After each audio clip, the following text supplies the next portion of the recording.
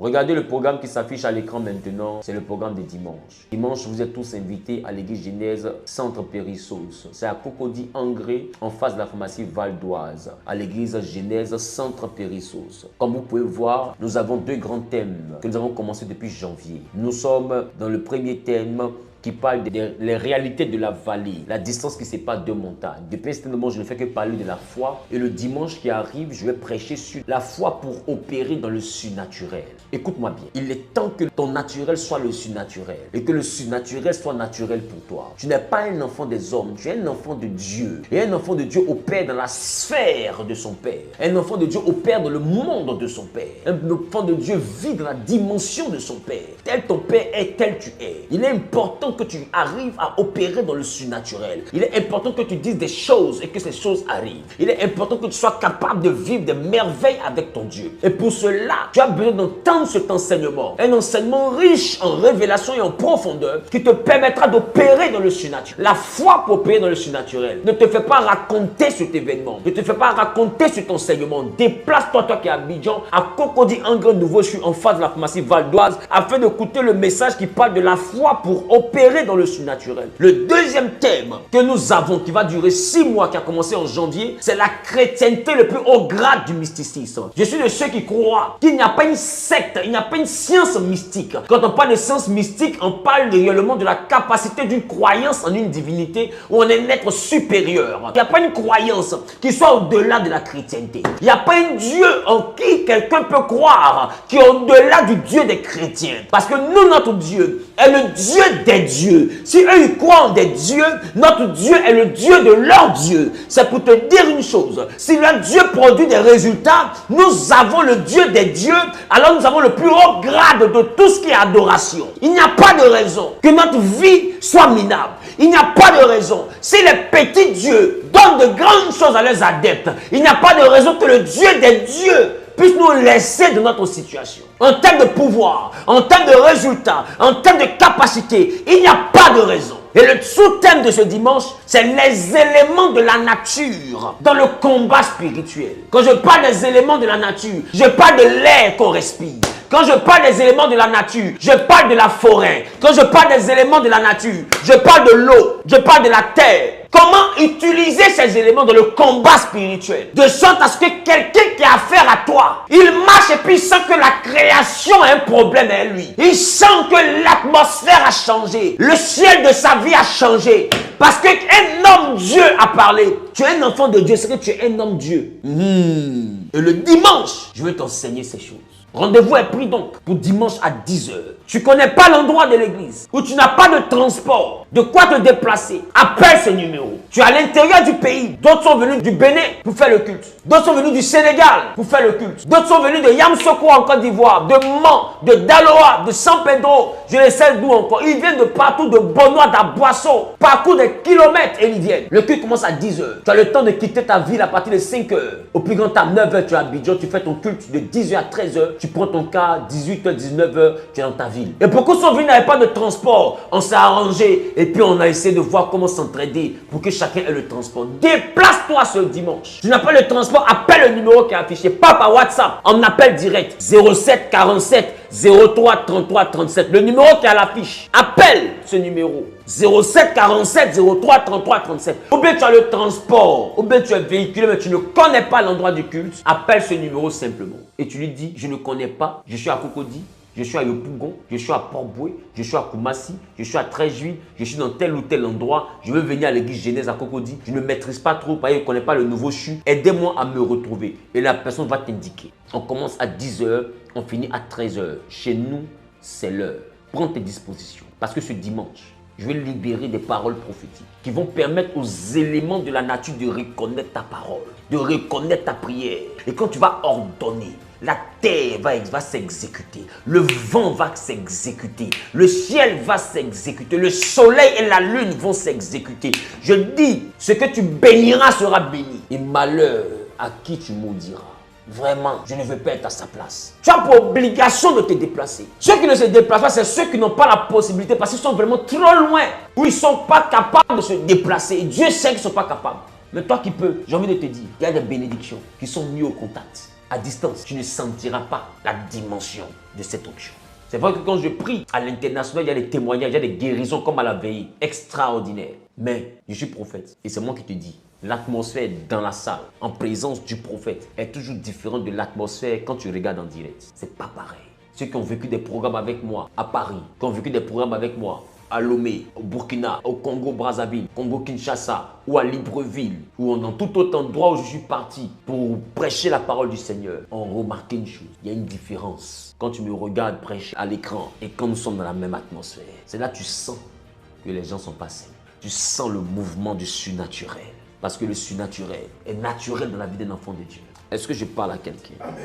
Dis avec moi, je serai là le dimanche. Toi qui as l'habitude de me regarder en ligne, déplace-toi maintenant. C'est le temps pour que tu quittes le virtuel pour venir dans le réel. Parce que le réel est toujours mieux que le virtuel. Que Dieu te bénisse. Je t'aime de l'amour de Christ. On se voit dimanche. Appelle le 07 47 03 33 37. 07 47 03 33 37. Et tu auras la capacité de pouvoir être avec nous ce dimanche. Regardez le programme qui s'affiche à l'écran maintenant, c'est le programme des dimanches. Dimanche, vous êtes tous invités à aller par ce résumé. Je sens que je ne parle pas des pierres, je ne parle pas des personnes, à des auditeurs oublieux, mais je parle à des personnes vraiment à qui le message réellement fait du bien et qui se sentent concernés surtout par ce que nous sommes en train de faire depuis hier dans le but de dominer février. Mais au-delà de février, dominer l'année 2024, qui est une année que Dieu a baptisée chez nous à Genèse comme étant l'année de l'entrepreneuriat, l'année où tu dois entreprendre, l'année où tu dois sortir de tes limites et tu dois entreprendre. Dis avec moi, je vais entreprendre. Je vais entreprendre. Dis avec moi, je vais entreprendre. Je vais entreprendre. Dis avec moi, je vais entreprendre. Je vais entreprendre. Ah, j'ai pas entendu. Je vais entreprendre. Dis avec moi, cette année. Cette année. Je vais entreprendre. Je vais entreprendre. Alléluia. Amen. Que Dieu vous bénisse. Amen. Voilà. Et pour ceux qui suivent l'enseignement depuis début janvier, j'ai eu à donner différents points. Je vous ai parlé de 7 points. Le premier point, c'était la capacité à savoir épargner pour les besoins futurs. Et je vous ai parlé de l'importance de pouvoir mettre à part. D'accord? Il ne faut pas dépenser. Si tu veux réussir durant cette année, il ne faut pas dépenser inutilement. Il faut faire des choses, il faut faire des investissements. Il ne faut pas faire des dépenses. C'est vrai qu'à des moments donnés, Dieu te permettra de te réjouir, de t'offrir certaines choses.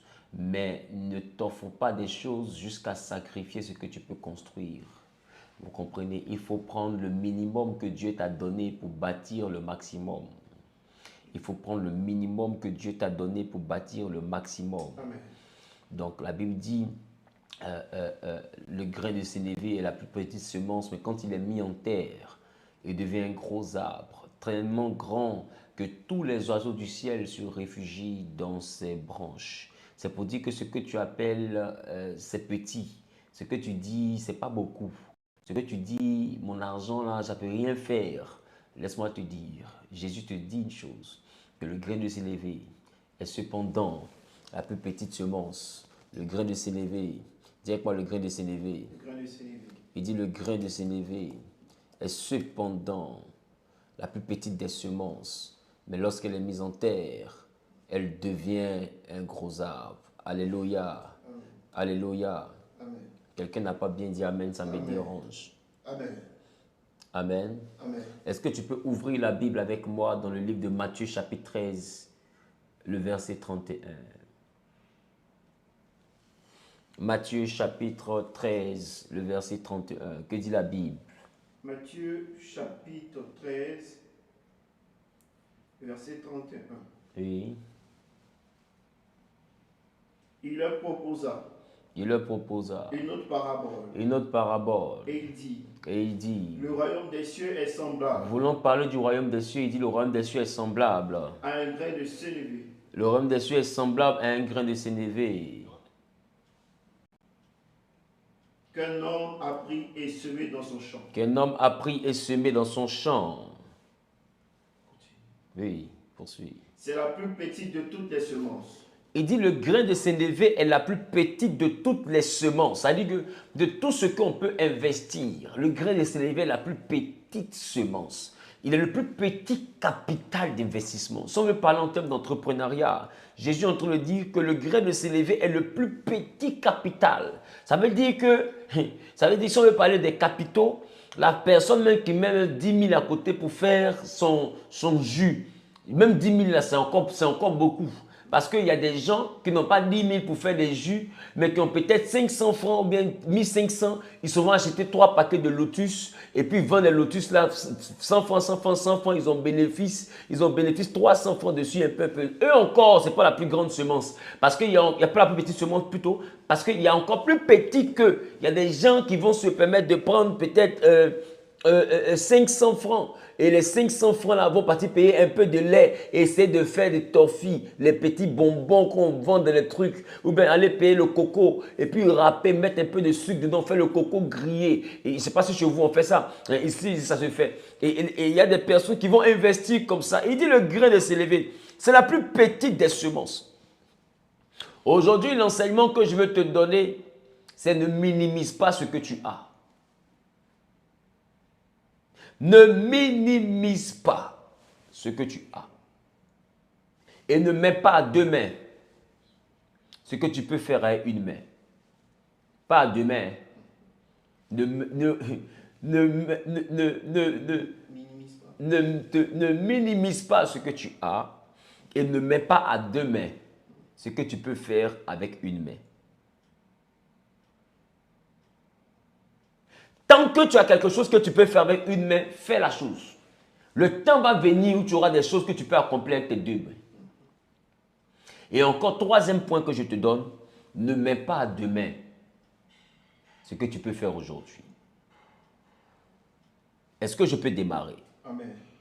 Voici notre Seigneur Jésus qui nous donne une parabole. Et je vais vous donner une parabole. Il dit le royaume des cieux. C'est-à-dire ce que nous attendons de Dieu. Il dit, il est semblable au grain de s'élever. Le grain de s'élever qui est cependant la plus petite, semence. Il dit, il n'y a pas une semence qui soit plus petite que le grain de s'élever. Il dit, le grain de s'élever est la plus petite semence qui puisse exister au monde. Mais, lorsque le grain de s'élever est mis en terre, qu'est-ce qui se passe? C'est la plus petite de toutes les semences. Oui. Mais quand il a poussé, il est plus grand que les légumes. Il dit, le grain de s'élever est plus petit que toutes les semences. Mais quand il pousse, il est plus grand que les légumes. Oui.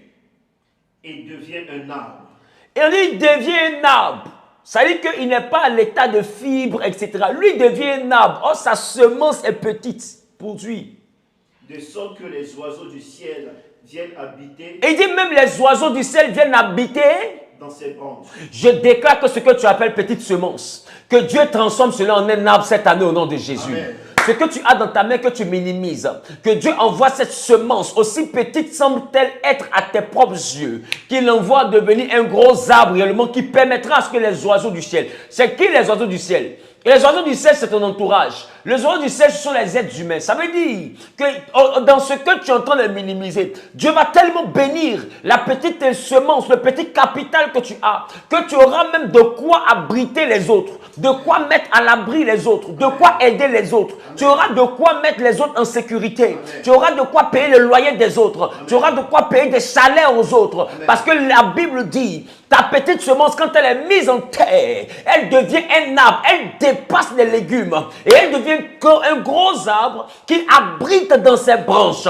plusieurs espèces de volatiles. Ça veut dire que quand on parle de volatiles, on ne parle pas forcément d'espèces sédentaires. Quand on parle de volatiles, on parle des animaux ailés. Ça veut dire que ce sont les animaux qui peuvent migrer. C'est les animaux qui peuvent être à Abidjan aujourd'hui et demain le même oiseau au Burkina. Ce sont les animaux qui viennent de partout. Ça veut dire que quand tu parles du grain de sénévé, il peut produire un arbre qui va faire que même les oiseaux vont quitter les pays étrangers pour venir s'abriter dans tes branches. Je déclare, je décrète et je prophétise Sur la vie de quiconque me dit amen plus vite que son voisin. Amen. Quiconque me donne un amen avec foi de là où il se trouve. Amen. Peu importe l'endroit où tu te trouves, je crois en la parole.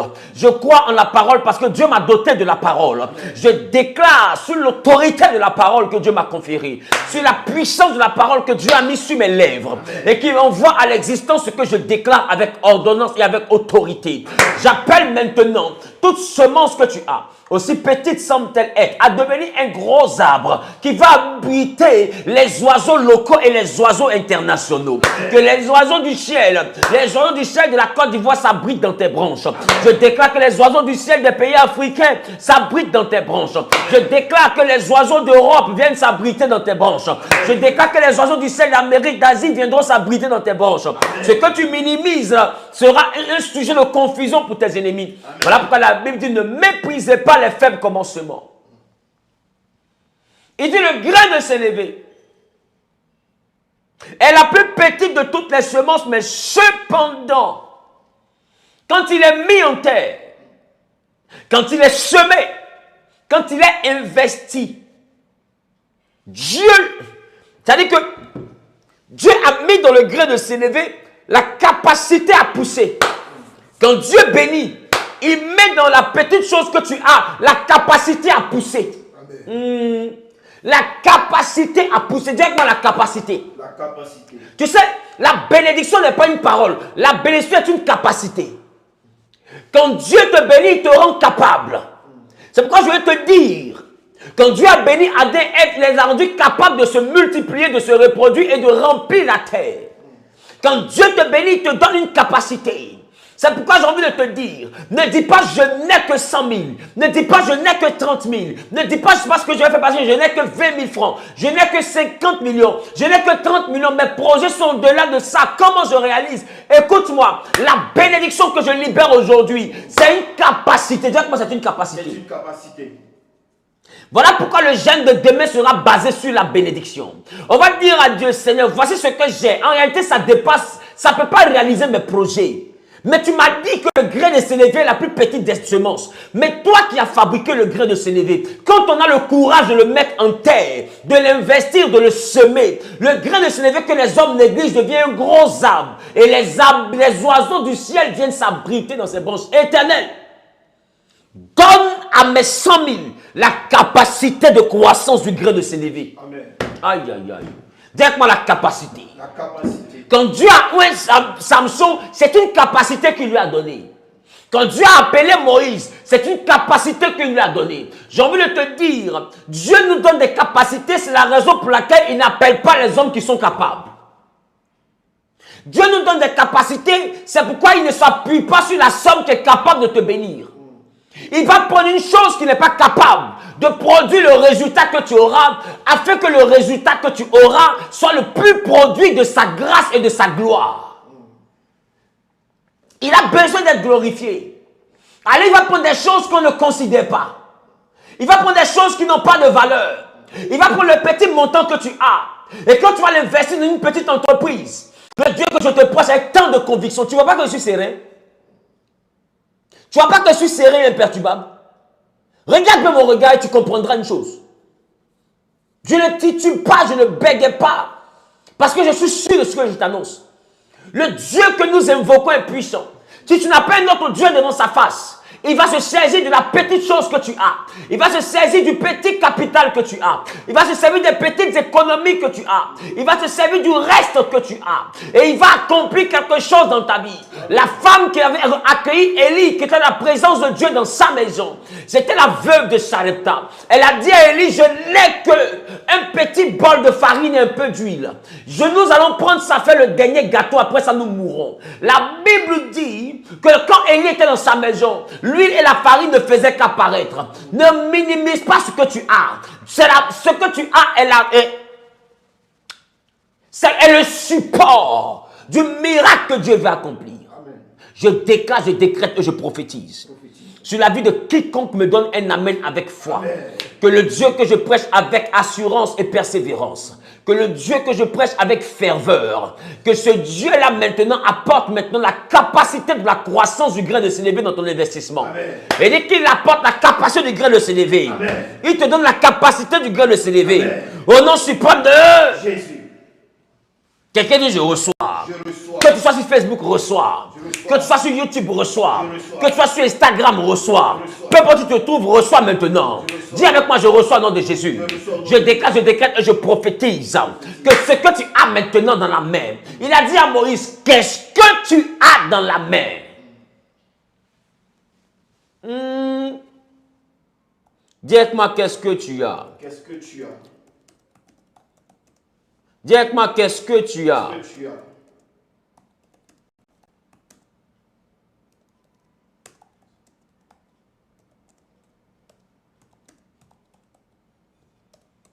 Ne minimise pas ce que tu as dans ta main. Amen. Exode chapitre 4, le verset 2. Que nous dit la Bible? L'Éternel lui dit, L'Éternel lui dit, qu'y a-t-il dans ta main? qu'est-ce qu'il y a dans ta main? Et il répondit, une verge. Il dit, il répond un bâton. Écoutez, Dieu appelle Moïse. Et Moïse répond à Dieu, qui suis-je pour aller vers Pharaon? Dieu lui dit, qu'est-ce que tu as dans la main? Il dit, j'ai un bâton. Il dit, jette-le. Maintenant, ma question. Avec quoi Moïse a fendu la mer? Son bâton. Avec quoi Moïse a changé le Nil en sang? Son bâton. Avec quoi Moïse a fait apparaître le serpent devant Pharaon qui a avalé les serpents des autres pharaons, des autres magiciens? Son bâton. Avec quoi Moïse a fait apparaître les poux d'Égypte quand il a frappé le sol? Son bâton. Écoutez-moi. Vous minimisez ce que vous avez. Or, c'est sur ce que vous avez que Dieu veut s'appuyer pour faire ce qu'il t'a promis. Amen. Quand Dieu fait de grandes choses avec toi, il ne t'envoie pas des grandes choses. Il parle de ce que tu as. Parce qu'il est sûr que quand tu regardes ce que tu as, selon toi, ça ne peut rien créer. Mais lui, il va se baser sur ce que tu as. Et c'est ce que tu as qu'il va faire il va prendre pour faire éclater sa gloire. Parce que toi, tu es sûr, tes amis sont sûrs, tes ennemis sont sûrs que ce que tu as ne peut pas te rendre multimillionnaire. Amen. Tout le monde est d'accord. Tes parents sont d'accord. Les sorciers sont d'accord. Toi-même, tu es d'accord que ce que tu as ne peut pas faire de toi un milliardaire. Alors Dieu va s'appuyer sur ce que toi tu penses être impossible pour appeler l'impossible à devenir possible. Parce qu'il est le maître des cas impossibles. Il est le spécialiste des cas impossibles. Amen. Je déclare, je décrète et je prophétise que le Dieu que je prêche avec ferveur envoie la multiplication, la capacité de croissance et de production du grain de s'élever dans ta semence. Que ta semence soit bénie. Amen. Que ce qui te reste dans ton compte bancaire soit béni. Amen. Que ce qui te reste dans ta maison soit béni. Amen. Que ce qui te reste dans ton porte-monnaie soit béni. Amen. Que ce qui te reste dans ton mobile money soit béni. Amen. Que ce qui te reste dans tes investissements soit béni. Amen. Que ce qui te reste dans tes économies soit béni. Amen. Que ce qui te reste au bout de ton pagne soit béni. Amen. Que ce qui te reste dans ton grenier soit béni. Amen. Qui a dit amen bien, propriétaire? Amen.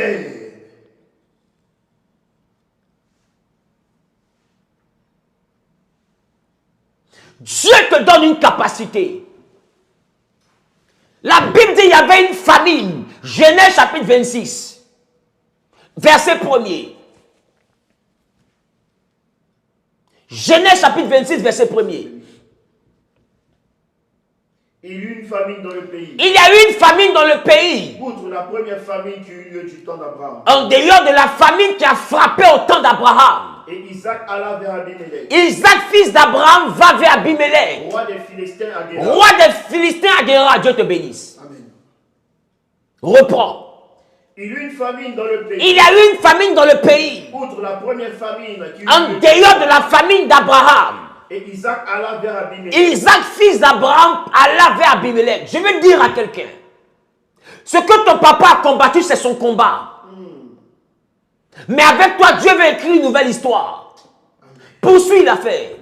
L'Éternel lui apparut et dit, L'Éternel apparaît à Isaac et il dit à Isaac, ne descends pas en Égypte. ne va pas en Égypte. Demeure dans le pays que je te dis. Reste dans le pays que je te montrerai. séjourne dans ce pays-ci. Reste dans ce pays-ci. Je serai avec toi. Je serai avec toi. Voici notre médicament. Reprends. Je serai avec toi. Dis avec moi, voici mon fétiche. Voici mon fétiche. Dis avec moi, c'est ça là qui est mon C'est fétiche. ça qui est mon fétiche. La dimension Dieu me dit. Je serai avec toi. La dimension Dieu me Je dit. serai avec toi. La dimension Dieu me Je dit. serai avec toi. Je serai avec toi. C'est ça mon médicament. Voilà le vrai fétiche. Voilà le fétiche d'un enfant de Dieu. Je serai Avec toi. avec toi. Dis avec moi, je serai avec toi. Je serai avec toi. Dis avec moi, je serai avec toi. Je serai avec toi.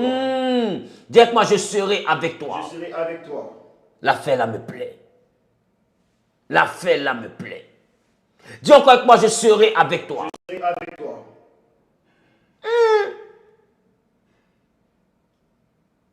Genèse chapitre, non, Exode chapitre 4, le verset 12. On va revenir à Genèse tout à l'heure. Exode 4, verset 12. Nous, notre fétiche, c'est que Dieu est avec nous. Allons-y. Va donc. Va donc. Je serai avec ta bouche. Je serai avec ta bouche. Donc Moïse dit, qui suis-je pour aller vers Pharaon? Qui suis-je pour aller vers Pharaon? Et Dieu lui dit, va, je serai avec ta bouche. Ça veut dire que désormais tes paroles seront mes paroles.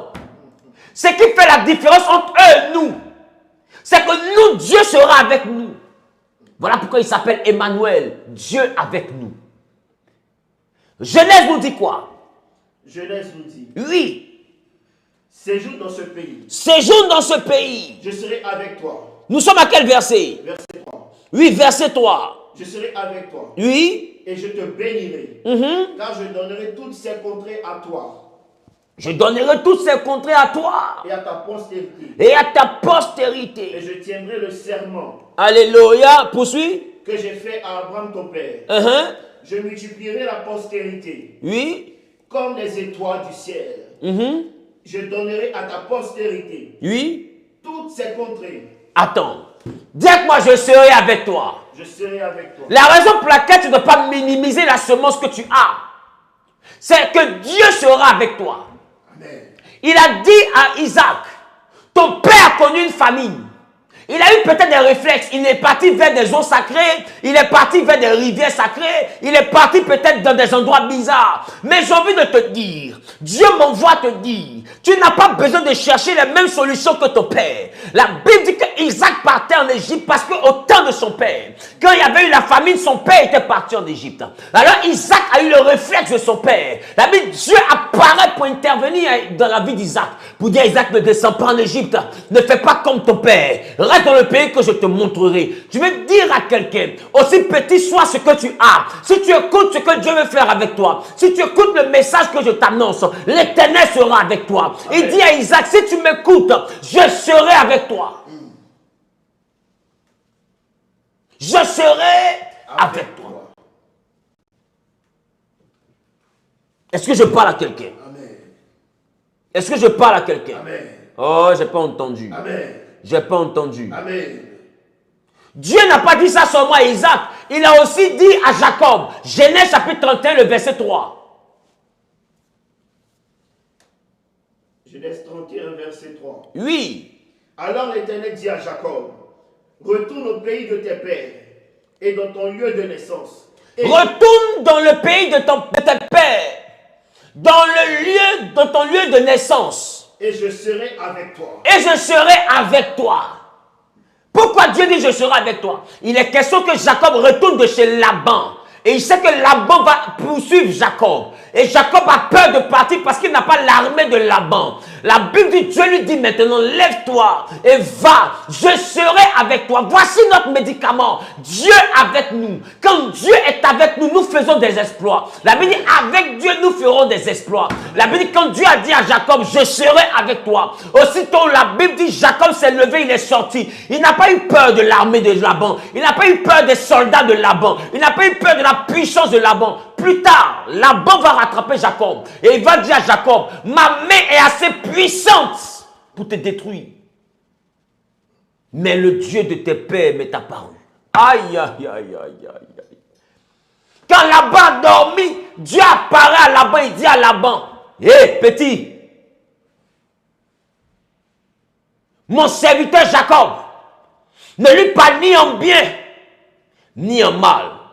Mais pourquoi Dieu a garant? Pourquoi il a menacé Laban? Parce qu'il avait déjà dit à Jacob, je serai avec toi. L'Éternel m'envoie te dire, en ma qualité de prophète. Un prophète, c'est la bouche de Dieu. Un prophète, c'est le ainsi dit l'Éternel. Je suis prophète pour te dire ce que Dieu m'a annoncé. Et l'Éternel m'a annoncé qu'il sera avec toi cette année dans ton entreprise. Amen. Ne minimise pas ce que tu as dans ta main. Ne minimise pas ce que tu appelles petite somme. Ne minimise pas ce que tu appelles je n'ai que. Ne minimise pas ce qui n'a pas de valeur à tes yeux. Dieu va s'appuyer sur cette chose. De la même manière qu'il s'est appuyé sur le bâton de Moïse pour faire tomber l'Égypte. Il va s'appuyer sur ce que tu appelles ces petits. Et il va faire des choses glorieuses dans ta vie. Amen. Tu n'as pas dit Amen, moi ça me fait bizarre. Amen. Dis avec moi, je serai avec toi. Je serai avec toi. Dieu l'a dit à Jacob. Alléluia. Amen. Mais Dieu l'a aussi dit à Josué. Allons-y en Josué chapitre 1, le verset 5. Josué chapitre 1, verset 5. Nul ne tiendra devant toi. Nul ne tiendra devant toi. Il dit ça à Josué. Tant que tu vivras. Tant que tu vivras. Je serai avec toi. Oh! Ça veut dire que quand Dieu a dit à Josué, nul ne tiendra devant toi tant que tu vivras, c'est parce que Dieu ne s'est pas arrêté à ça. Dieu a complété en disant, parce que je serai avec toi. Je serai avec toi. Il dit, je serai avec toi. Et c'est parce que je serai avec toi que nul ne tiendra devant toi. Je dis à quelqu'un qui est en train de m'écouter, tu vas faire une entreprise avec 20 000 et aucune autre entreprise ne tiendra devant toi. Amen. Je dis, tu feras une entreprise avec 30 000, avec 1 million, 2 millions, 10 millions, 50 millions. Et aucune autre entreprise, aussi puissante soit-elle, ne tiendra devant toi. Amen. Parce que l'Éternel m'envoie te dire que cette année 2024 dans tes entreprises, il sera avec toi. Amen. Arrête de dormir, ouvre une entreprise. L'Éternel sera avec toi. Quand Dieu est avec toi, tu dois agir. Dis avec moi, je vais agir. Je vais agir. Dis, je vais investir. Je vais investir. Dieu n'est pas avec les paresseux. Quand il a dit à Josué, je serai avec toi, c'est parce qu'il y a une mission. Quand il a dit à Moïse, je suis avec toi, c'est parce qu'il y a quelque chose qui va se faire. Il a dit à Isaac, Dieu sera avec toi. Isaac a semé. On va revenir à Isaac tout à l'heure. Mais pour l'instant, je suis en train de parler de je serai avec toi. C'est ça notre médicament. Il a rencontré un enfant qu'on appelle Gédéon. Juge chapitre 6, verset 16. Gédéon est pauvre, d'une famille pauvre. La famille la plus pauvre de son village. Il dit, ma famille est pauvre et personne n'est considéré. Moi, je ne suis pas considéré dans la maison de mon père. Comment tu m'appelles Vania Héros? Madian est plus puissant que tout Israël réuni. Comment moi, l'enfant du pauvre, je fais pour délivrer Israël de la main de Madian? Seigneur, ce que tu es en train de dire est invraisemblable. Et écoute la réponse que Dieu donne à Gédéon. Quand il dit que Madian est trop grand, en fait, tu es en train d'avoir peur de quelque chose qui est trop petit devant ton Dieu. Tu es en train d'avoir peur de quelque chose qui est trop petit devant ton Dieu. Est-ce que je parle à quelqu'un? Amen. Est-ce que je parle à quelqu'un? Amen. Que dit la Bible? L'Éternel lui dit. L'Éternel lui dit. Mais je serai avec toi. Je serai avec toi. Et tu battras Madian comme un seul homme. Et tu vas battre Madian comme un seul homme. Je dis, Dieu sera avec toi. Et ton commerce va dépasser tous les autres commerces. Amen. Les gens ne comprendront pas comment tu as pu faire. Et tu vas leur répondre, c'est parce que l'Éternel est avec moi. Dis avec moi, l'Éternel est avec moi. L'Éternel est avec moi. Dis avec moi, l'Éternel est avec moi. L'Éternel est avec moi. Et c'était ça le médicament de David. David dit, quand je marche dans la vallée de l'homme de la mort, je ne crains aucun mal car tu y es avec moi. Toi, tu as peur de qui?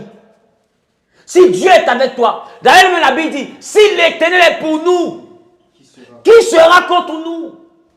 Si Dieu est avec nous, qui sera contre nous? Ne minimise pas ce que tu as. Nous avons un avantage. L'Éternel est avec nous. L'Éternel est avec nous. N'appelle pas ce que tu as, petite semence. Jésus dit, le grain de sénévé est la plus petite de toutes les semences. Cependant, quand il est mis en terre, il produit et les oiseaux du ciel viennent se réfugier dans ses branches. Tu seras l'espoir de la famille. Amen.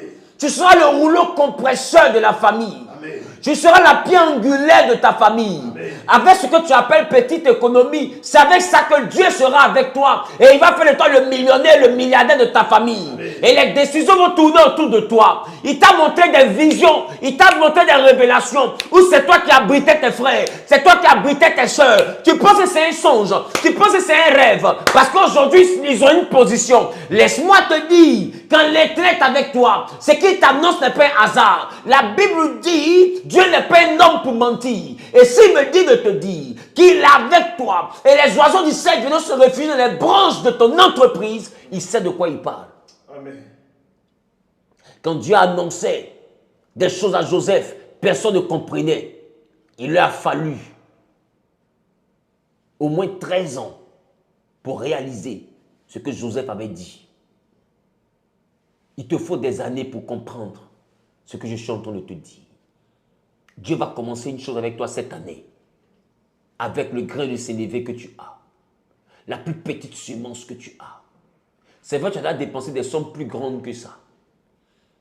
Cette somme que tu as ne signifie rien devant toi. Donc tu te demandes, mais ça, il peut faire quoi avec ça? Non, ça c'est l'argent de quelques champagnes. Qu'est-ce qu'on peut faire? Ça c'est l'argent simplement d'aller au restaurant. Quand j'avais l'argent, on me disait, il fallait vite dire. Là au moins je savais ce que j'allais faire. Mais là il ne me reste que 500 000. Qu'est-ce que ça peut faire? Dieu m'envoie te dire, il faut investir 500 000. La Bible dit quoi? Quand Dieu a dit à Isaac, je serai avec toi, Genèse chapitre 26, verset 12, qu'est-ce que la Bible dit? La Bible dit,